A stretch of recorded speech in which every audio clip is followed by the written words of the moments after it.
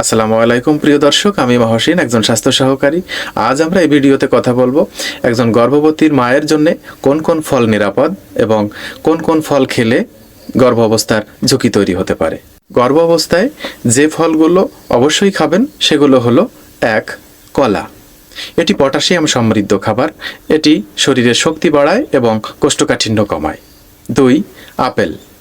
Apple হজম শক্তিতে সাহায্য করে এবং রোগ প্রতিরোধ ক্ষমতা বৃদ্ধি করে।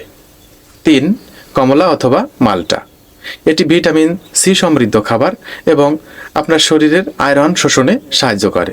এটি খুবই গুরুত্বপূর্ণ একটি ফল। এরপর আপনি পেয়ারা খেতে পারেন। পেয়ারা একটি ফাইবার সমৃদ্ধ ফল। এটি রক্ত স্বল্পতা কমাতে সাহায্য করে। এছাড়াও আপনি পরিমিত পরিমাণে তরমুজ খেতে পারেন। এটি আপনার শরীরের হাইড্রেট ধরে রাখবে, কিন্তু অতিরিক্ত নয়। প্রিয় দর্শক, এবার খুব মনোযোগ সহকারে শুনুন। গর্ভাবস্থায় আপনি কোন কোন ফল একেবারেই এড়িয়ে চলবেন অথবা খাবেন না।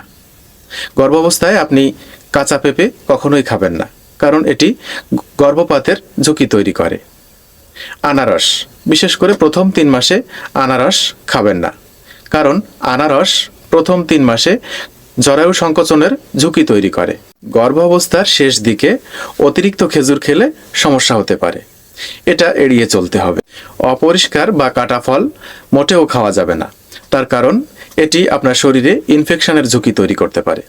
আর ফল খাওয়ার সময় অবশ্যই ভালোভাবে ধুয়ে ফল খেতে হবে। আর একবারে অনেক ফল না খেয়ে আস্তে আস্তে অল্প অল্প করে বারবার ভাগ করে ফল খেতে হবে। পাশাপাশি গর্ভবতী মায়ের যদি ডায়াবেটিস থাকে তাহলে অবশ্যই ডাক্তারের পরামর্শ নিতে হবে। মনে রাখবেন, মায়ের প্রতিটি খাবার অনাগত শিশুর ভবিষ্যৎ, তাই সচেতন হন এবং নিরাপদ থাকুন। প্রিয় দর্শক, এই ভিডিওটিতে যদি একজন গর্ভবতী মা উপকৃত হয় তাহলে অবশ্যই শেয়ার করুন। আর এরকম আরও নতুন নতুন স্বাস্থ্য জিজ্ঞাসা অথবা পরামর্শ পেতে আমার চ্যানেলটি সাবস্ক্রাইব করতে পারেন। আমি সবসময় আপনাদের পাশে আছি। ধন্যবাদ।